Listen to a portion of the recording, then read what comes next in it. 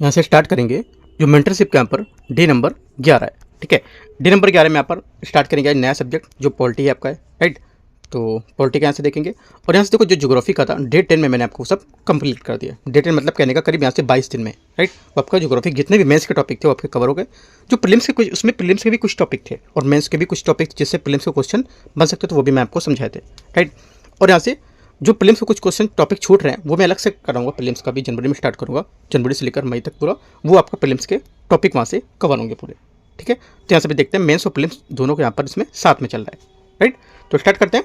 और इसके जो देखो अभी जो मेंस का क्वेश्चन यहाँ पर लिखने की प्रैक्टिस कराऊंगा और साथ में इसका जो जैसे डे नंबर 11 है इसका आपका प्रीलिम्स का भी क्वेश्चन है का 20 क्वेश्चन वो आपको अलग से वीडियो मिलेगा। ठीक है, तो देखते हैं यहाँ से। इसमें देखो पॉलिटी का क्या है, पॉलिटी में आपको यहाँ से पढ़ना है। ये लक्ष्य जो है आपका यहाँ से बोल रहा है राज्य व्यवस्था की नींव। इसमें देखो पहला है मुख्य विषय, उप विषय, सब टॉपिक यहाँ पर दे रखे हैं। इसमें क्या क्या है, पहले यहाँ पर संविधान का विकास और मूलभूत ढांचा इसका क्या होगा। ठीक है, संविधान का जो विकास है और उसका जो मूलभूत ढांचा है वो क्या होगा यहाँ से। इसमें देखो पहला है ऐतिहासिक पृष्ठभूमि इसकी। ऐतिहासिक पृष्ठभूमि 1919 जो मॉन्टेग्यू यहाँ पर चेम्सफोर्ड रिफॉर्म था उसमें, और 1935 गवर्नमेंट ऑफ इंडिया एक्ट के यहाँ पर जो अधिनियम थे उसके मुख्य प्रावधान क्या क्या थे वो आपको यहाँ से पढ़ना है। ठीक है, या फिर सभी जो नोटबुक हैं या आपके पास जो भी मटेरियल वहाँ से आपको मिलेगा, ऐसा बेसिक चीज़ें। ठीक है, और उनका भारतीय संविधान पर क्या प्रभाव पड़ा था ये सब आप यहाँ से पढ़ोगे टॉपिक, राइट। सेकंड बात, सेकंड आपको चैप्टर पढ़ना है इसमें प्रस्तावना। प्रस्तावना मतलब प्रेम्बल। ठीक है, प्रस्तावना की सभी मुख्य बातें जैसे कि संप्रभु, समाजवादी, धर्मनिरपेक्ष, लोकतांत्रिक, न्याय, स्वतंत्रता, समानता, इसका अर्थ क्या होता है, सही अर्थ इनके क्या होंगे, क्या क्या चीज़ें होती हैं, है ना। इसको बारे में आपको पढ़ना, क्या आर्टिकल यहाँ पर है इसमें जैसे प्रस्तावना वहाँ से वहाँ तक। ठीक है, और संविधान की प्रमुख विशेषताएं क्या होंगी, केवल इनको संक्षिप्त अवलोकन आप करोगे, मतलब संक्षिप्त में आप इनको समझोगे क्या इसकी विशेषताएं होती है संविधान की। ठीक है, तो 3 टॉपिक करीब आपको यहाँ से अच्छे से पढ़ना है। ठीक है, इन टॉपिक जो 3 है इन 3 टॉपिक के साथ आपको यहाँ से इसकी आंसर राइटिंग भी करनी है। कैसे करनी है मैं आपको यहाँ से बताता हूँ। ये 3 टॉपिक आपको मिल गए। ये 3 टॉपिक के सोर्स क्या होंगे आपके, जैसे कि आप यहाँ पर पहला डे है इसका पॉलिटी का, इसमें आपका स्रोत लक्ष्मीकांत रख सकते हो। ठीक है, ये दूसरा, और यहाँ से जो विजन है इसके नोट्स है वो भी यहाँ पे फॉलो कर सकते हो। ठीक है, या जो राजेश मिश्रा की बुक है सर की वो भी फॉलो कर सकते हो। अगर देखो आपके पास यहाँ से एम लक्ष्मीकांत है तो ठीक है, एक्स्ट्रा कुछ नहीं लेना है। अगर नहीं है तो यहाँ से राजेश मिश्रा सर की बुक को फॉलो करो, वो अच्छा है, एम लक्ष्मीकांत से अच्छी होगी वो। ठीक है, बट नहीं खरीदना है, अगर है आपके पास एम लक्ष्मीकांत तो उसी से ही आप चलाओ काम। ठीक है, क्योंकि यहाँ पे सब टॉपिक उसमें मिलेंगे। तो यहाँ से क्या है, इससे आपको पहला चैप्टर करना है और दूसरा चैप्टर यहाँ से कवर करना है। ठीक है, उसके बाद नोट्स मेकिंग, कुछ यहाँ पे नोट्स बनाने कैसे कैसे, जैसे कि यहाँ पर 1935 के तरह उठाए गए कुछ प्रावधान की छोटी सी सूची बना लेंगे, क्या यहाँ पर कुछ प्रावधान उठाए गए थे, है ना। और प्रस्तावना के सभी कीवर्ड्स यहाँ पर सही क्रम में लिखेंगे, क्या इसके प्रस्तावना है, सब कीवर्ड लाइन से जो है सीरियल से वो क्या होंगे। ठीक है, उनके अर्थ को एक पेज में आप नोट कर देंगे। ठीक है, अगला प्रीलिम्स फोकस करने में यहाँ पर प्रस्तावना के जो शब्द हैं क्रम को 1915 1919 के अधिनियम के तहत कैसे संस्थाएं में स्थापित हुए थे, दृढ़ सदनीयता, है ना, देश शासन, इसको लेकर क्या पढ़ोगे। और मेंस में यहाँ पर धर्मनिरपेक्षता और सकारात्मक जो मॉडल उस पर ध्यान देने को यहाँ पर जोड़ देंगे। ठीक है, तो ये सब चीज़ आपको यहाँ से करनी है। मैंने सब नोट कर दिया कि क्या क्या प्रीलिम्स फोकस करना है इन टॉपिक पर और क्या क्या मेंस पे फोकस करना है, राइट। अब यहाँ पर लिखते हैं अपने आंसर को। यहाँ से पहला क्वेश्चन है, इसमें आपको कैसे लिखना है, यहाँ पर टॉपिक ऊपर दे रखा है। ठीक है, तो देखो यहाँ पर 1935 के अधिनियम उसके प्रभाव को लेकर के क्वेश्चन है। भारतीय संविधान पर भारत सरकार जो अधिनियम है 1935 उसके यहाँ पर गहरे प्रभाव का विश्लेषण करना है। क्या यह कहना सही है कि जो इस अधिनियम में भारत एक अर्धसंघीय ढांचे की नींव रखी थी 150 वर्ड में। ठीक है, आप कैसे आंसर स्टार्ट करोगे। देखो आंसर यहाँ पर लोग देख रहे हैं, सीधे से स्टार्ट करते हैं, जहाँ से लाइन लिखी है यहीं से आंसर स्टार्ट कर देते हैं। यहाँ से नहीं करना है, आपको की पॉइंट पकड़ना है, क्या बात कह रहा है उसके बाद पे जाना है। ठीक है, अगर मैं आपसे कहता हूँ कि राम अपने घर जा रहा है तो क्या स्टार्ट कर दोगे घर जा रहा से आंसर स्टार्ट कर दोगे, घर जा रहा है वो ऐसा है, नहीं, राम से स्टार्ट करोगे। ठीक है, तो वही चीज़ है कि यहाँ पर पॉइंट क्या कह रहा है उससे आपको स्टार्ट करना है। ठीक है, ना कि पहली लाइन से देख के। ठीक है, जरूरी नहीं कि पहली लाइन में ही सब यहाँ हो, कुछ कुछ में पहले लाइन में से भी स्टार्ट हो जाता है, लेकिन यहाँ पर हर क्वेश्चन में पहली लाइन से स्टार्ट नहीं करना है, राइट। पॉइंट आपको पकड़ना है, यहाँ पर आपको स्टार्ट करना है। आप बताएंगे कि 1935 का जो यहाँ पर अधिनियम था वो भारतीय संविधान के प्रमुख स्रोतों का एक मिनी संविधान बताते हुए शुरुआत करेंगे कि क्या यहाँ पर है ना 1935 में, राइट। उसके बाद बताएंगे आपका जो 1935 है इसी अगली लाइन में कि यहाँ पर इसका करीब 2 से 3 पॉइंट, मतलब 2 से 3 भाग जो है 2 से 3 2/3 भाग इसका अधिक जो है इससे अधिक सीधे इसी से लिए गए हैं, है ना। यहाँ पर जो हमारा ये था इससे 2/3 भाग इसी से ज़्यादातर लिए गए थे, ये आपको बताना है, राइट। उसके बाद आप बताएंगे कि यहाँ पर ये जो प्रावधान थे सीधे जो हमारी जो 1935 का अधिनियम था सीधे सीधे इन्हीं से लिए गए थे, और यहाँ पर इसकी कार्यपालिका, जैसे कि कार्यपालिका में राज्यपाल का पद हो गया। ठीक है, और यहाँ पर न्यायपालिका में बताओगे संघीय जो न्यायालय इसकी स्थापना यहाँ पर प्रावधान किया गया था, जैसे कि यहाँ पर वर्तमान सुप्रीम कोर्ट है ना।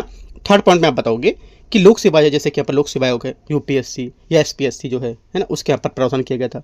और विधायी को लेकर के बताओगे कि विधायी को लेकर के यहाँ पर आपातकालीन प्रावधान और दृढ़ संहिता इसके तहत ली गई थी, है ना। इंट्रोडक्शन को आप सिर्फ पहले लाइन में बताओगे 1935 के बारे में। उसके बाद जो मैंने आपको ये सब पॉइंट बताए वो मेन बॉडी में कुछ कुछ पॉइंट करके आपको आगे बढ़ना है, ठीक है। उसके बाद क्या करना है, आप बताएंगे कि यहाँ पर यह अधिनियम पूर्ण संघ नहीं था, क्योंकि यहाँ पर केंद्र बहुत मजबूत था, इसलिए यहाँ पर क्या ये पूर्ण संघ नहीं था, ठीक है। तो यहाँ पर बताएंगे जैसे कि केंद्र में सर्वोच्चता हो गई, इसको लेकर के अपशिष्ट शक्तियाँ जो हैं ये गवर्नर जनरल के पास होती थी, ठीक है। आप कुछ किसी का एग्जांपल दे दोगे। सेकंड पॉइंट में आपको बताना है प्रांतों तक सीमित दायरा इनका नहीं देखा गया था, क्योंकि यहाँ पर जो गवर्नर थे उनके विशेष अधिकार यहाँ पर देखे जाते थे और व्यक्तिगत निर्णय की यहाँ पर उनकी शक्ति होती थी, ठीक है। तीसरा पॉइंट आपको देखना है, ऐसे देखेंगे कि यहाँ पर जो अखिल भारतीय संघ था उसमें राज्यों की स्वेच्छा पर आधारित था ये, राइट, और जिस पर एक मजबूत संघ नहीं बन पाया इसकी वजह से, ठीक है। तो ये पॉइंट आप तीनों इस पर बता देंगे, और राइट।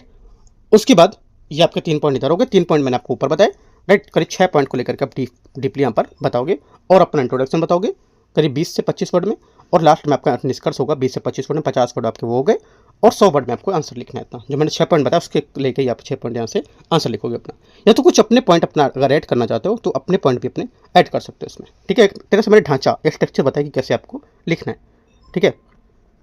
उसके बाद निष्कर्ष में क्या लिखोगे आप, निष्कर्ष में आपको लिखना है कि यहाँ पर देखो एक आप निष्कर्ष कैसा दोगे, एक संतुलित निष्कर्ष दोगे, जिसमें आप बताओगे कि 1935 जो अधिनियम है उसमें भारत के लिए एक मजबूत प्रशासनिक ढांचा था, उसमें शब्दावली थी, उसको लेकर एक जो शब्दावली प्रदान की थी, जिससे यहाँ पर स्वतंत्रता के बाद चुनौतियों का सामना करने में मदद की थी। ऐसा भी लिख सकते हो कि यहाँ पर ये निरंतरता विकास और यहाँ पर जो विकास का प्रतीक था, है ना कि यहाँ पर इसमें अचानक परिवर्तन का, तो ये भी करके पॉइंट बता सकते हो। तो इस टाइप से अपना जो आंसर है इसको ऐसे लिखना है, ठीक है। यहाँ पर निष्कर्ष मैंने बताया आपके ऊपर, मेन बॉडी मैंने 3 से 3 पॉइंट 6 पॉइंट आपको मेन बॉडी में बताया, और इंट्रोडक्शन आपको बताया कि कहाँ से स्टार्ट करना है। तो इतनी चीज़ें मैंने आपको बताया, बाकी आपको आंसर अपना लिखना है, लिख के डिपॉजिट करना है। जो आईडी है यहाँ पर @BATHEMSHIV करके टेलीग्राम में मैंने दे रखा है, वहाँ पे आपको डिपॉजिट करना है, ठीक है। जैसा भी आप लिख पाते हो, उल्टा सीधा टेढ़ा मेढ़ा, देखो बाकी तो मैं हेल्प कर ही रहा हूँ, एक एक चीज़ मैं आपको समझा रहा हूँ, उसके बाद जैसा भी आप लिख पाते हो वो आपको लिखना है, लिख के भरना भेजना है। जो आप लिखोगे नहीं जब तक नहीं पता चलेगा कि कैसे मेरा आंसर सही है या गलत है ना, तो यहाँ से आपका आंसर चेक किया जाएगा। क्वेश्चन नंबर 2 में आते हैं। क्वेश्चन नंबर 2 यहाँ से प्रस्तावना में न्याय की अवधारणा, इसको लेकर के क्वेश्चन है, ठीक है। देखते हैं इसको। भारतीय संविधान में प्रस्तावना निहित सामाजिक, आर्थिक और राजनीतिक न्याय की अवधारणा का व्याख्या कीजिए। क्या नीति निर्देशक सिद्धांत जो डीपीएसपी है उसको लागू करने में राजनीतिक न्याय की उपेक्षा की गई है, ये बताना है। 150 वर्ड। कहाँ से स्टार्ट करेंगे आंसर स्टार्ट करेंगे, आप परिचय देंगे, इंट्रोडक्शन देंगे कि न्याय की अवधारणा क्या होती है। आपको प्रस्तावना से नहीं उठाना है क्वेश्चन, यहाँ पे देखो कि प्रस्तावना लिखा तो प्रस्तावना से स्टार्ट कर दो, नहीं, न्याय की जो धारणा है उसके बाद बताएंगे क्या होता है, उसकी परिभाषित करेंगे, ठीक है। कि यहाँ पर रूसी क्रांति से कैसे प्रेरित था 1917 की, ये बात आप यहाँ से बता देंगे। 2 से 3 लाइन से ऊपर नहीं जाना है, ठीक है। ज़्यादा अगर जाना है तो आप नीचे मेन बॉडी में आओगे, ठीक है। आप सोचोगे हम इंट्रोडक्शन ज़्यादा देंगे, कम से 4 से 5 लाइन का, तो आपका मार्क्स बढ़ेगा, लेकिन ऐसा गलत है, मार्क्स वहाँ से कटेगा। कुछ लोगों को मैंने दिखाया भी है कॉपी दे करके, ठीक है। तो उस टाइप से आपको लिखना है, राइट। आप यहाँ से स्टार्ट करोगे इंट्रोडक्शन, उसके बाद आप बताओगे भी क्या न्याय का उद्देश्य क्या है, भेदभाव रहित जो समतावादी समाज है उसको लेकर के कैसे इसकी स्थापना की गई थी, है ना, ये सब आप बता दोगे, राइट। या आप फिगर बना के भी इसको डायरेक्ट इंट्रोडक्शन से दिखा सकते हो, ठीक है। उसके बाद मेन बॉडी में बताओगे जो तीनों न्याय है उसकी व्याख्या करोगे, जैसे तीनों न्याय को उनके संवैधानिक संदर्भ में समझाओगे, क्या है, जैसे कि सामाजिक, जाति धर्म और लिंग धर्म के आधार पर भेदभाव का अंत हो, और अनुच्छेद 15 जो है उसके तहत, ठीक है, ये सब आप बता दोगे।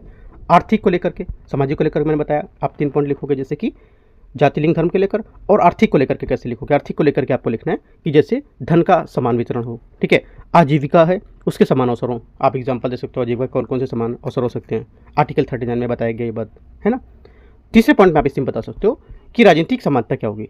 सामाजिक देख ली हमने, आर्थिक देख ली, अब राजनीतिक बताओगे। राजनीतिक में कि यहाँ पर समान मताधिकार, जैसे कि यहाँ पर सार्वजनिक पदों पर पहुँच हो सके, जिससे आर्टिकल 326 में बात दे रखी है ना। तो यहाँ पर कुछ एग्जाम्पल भी प्रयोग करके आप लिखोगे इनको, 3 पॉइंट के अंतर्गत इसको लिखना है। उसके बाद एक हेडिंग छोटी सी देनी है आपको कि डीपीएसपी का मुख्य जोर आर्थिक सामाजिक न्याय पर क्यों है, ये लिखा है ना यहाँ पर, ये तो यहाँ पर इसकी राजनीतिक न्याय की उपेक्षा क्यों हुई है, इसको लेकर के आप लिखेंगे, या हेडिंग डालेंगे, या सीधे से आपको थोड़ी सी लाइन छोड़ के लिख देना है अपना आंसर। यहाँ से क्या लिखोगे, इसमें फर्स्ट पॉइंट में आपको लिखना है डीपीएसपी में फोकस करेंगे कि यहाँ पर बताएंगे कि यहाँ पर राज्य की जो कल्याणकारी राज्य है उसमें यहाँ पर वेलफेयर स्टेट्स होते हैं, इसको बनाने के लिए सामाजिक आर्थिक जो आदेश है उसको स्थापित करने का निर्देश देता है। ठीक है, एग्जाम्पल आप दे सकते हो जैसे कि मनरेगा स्टार बता दोगे, थोड़े बाद से 1-2 पॉइंट, समान काम के लिए समान वेतन, कौन से आर्टिकल में था, ये सब चीज़ के बारे में बता दोगे। ठीक है, तो आपका ये 1 पॉइंट हो जाएगा। सेकंड पॉइंट आपको बताना है राजनीतिक न्याय की स्थिति कैसी है, हेडिंग है या हेडिंग लिख सकते हो छोटी सी, राजनीतिक न्याय की स्थिति। इसके अंतर्गत लिखोगे कि जो राजनीतिक न्याय है इसमें मौलिक अधिकार है इसमें और संवैधानिक प्रावधान जैसे कि यहाँ पर वयस्क मताधिकार के माध्यम से पहले से स्थापित और संरक्षित है, ये पॉइंट आप यहाँ से बताओगे, है ना। अतः यहाँ पर उपेक्षा का आरोप सही नहीं है, ऐसे करके आप पॉइंट बताओगे, कुछ अंदर भी पॉइंट अपने ऐड करोगे इसमें।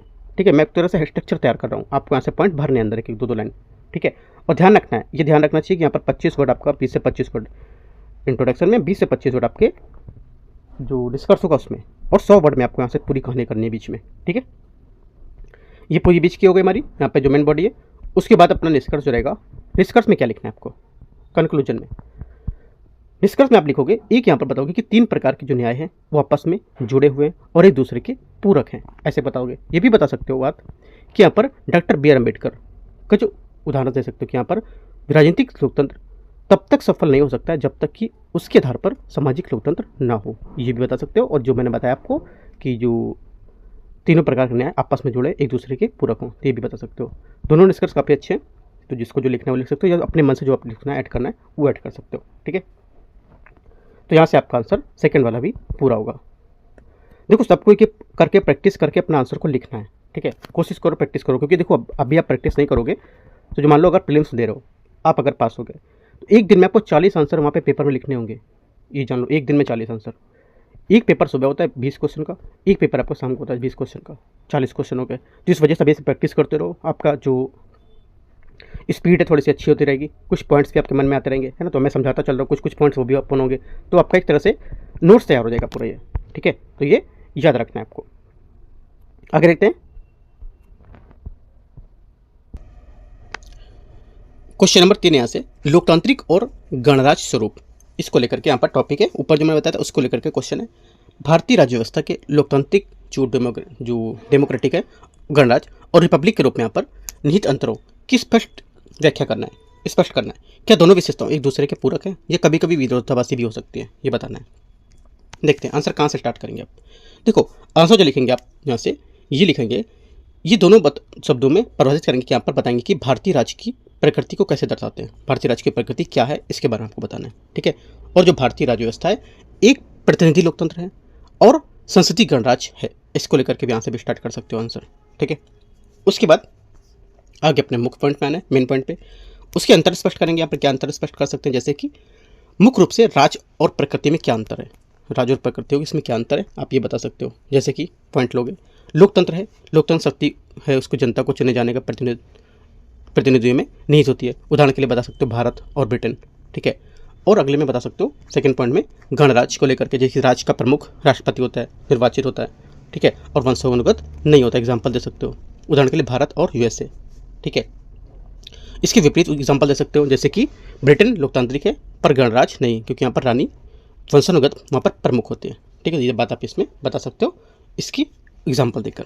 ठीक है, उसके बाद दोनों के यहाँ पर जो पूरक है विरोधाभासी, उसके बीच यहाँ पर जटिल संबंध की व्याख्या करेंगे कि यहाँ पर जटिल संबंध जैसे कि यहाँ पर पूरक है, पूरक में लेकर के जैसे कि गणराज्य सुनिश्चित करता है कि यहाँ पर समानता बनी रहे, क्योंकि यहाँ पर सर्वोच्च पद भी जनता के लिए खुला हुआ है, ये पॉइंट बता दोगे। सेकंड पॉइंट विरोधाभासी को लेकर के बताओगे कि यहाँ पर कभी कभी लोकतांत्रिक जो प्रक्रिया होती है उसमें चुनाव धन का जो बल का प्रयोग वंशवार होता रहता है, जैसे गणराज्य को मूल आदर्शों की योग्यता के आधार पर समानता उल्लंघन को बताता है ना। ये सब पॉइंट आप इसमें बता सकते हो कैसे कैसे यहाँ पर इसकी विरोधाभास हो सकती है, और भी विरोधाभास बता सकते हो क्या क्या हो सकता है इसमें, ऐड कर सकते हो पॉइंट इसमें। ठीक है, तो ये करीब मैं 4 से 5 पॉइंट इसमें बताएं, बाकी आपको अपने पॉइंट से अपनी तरफ से पॉइंट इनको ऐड करने हैं। ठीक है, ऐसे ऐसे मैंने स्टार्ट करने कैसा कैसा वो आपको बताया मैंने। ठीक है, तो इस टाइप से आपको मैंने बताया इंट्रोडक्शन में क्या लिखना है, और मेन बॉडी में करीब 4 से 5 पॉइंट बताए, वो आपको समझ के अपनी मेन बॉडी और भी पूरी करनी है आगे।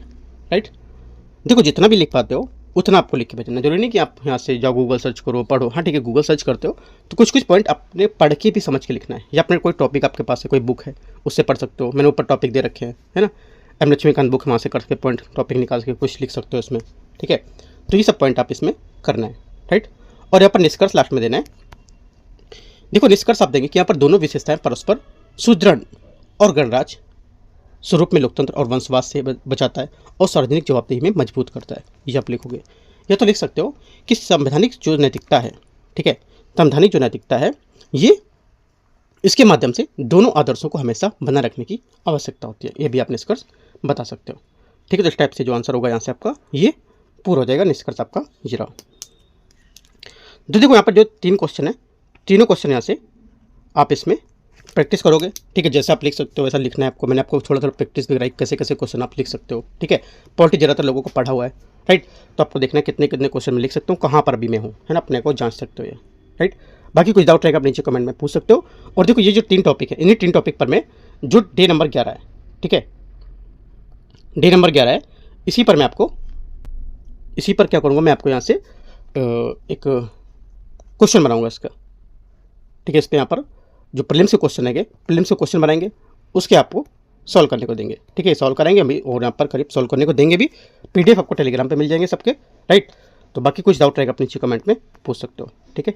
तो एंड करते हैं इसको, बाकी कुछ रहेगा आप बताओ, और कैसे कैसे कुछ क्या ऐड करना है ये भी आप बता सकते हो उसमें, ठीक है। एंड करते हैं, all the best, thank you.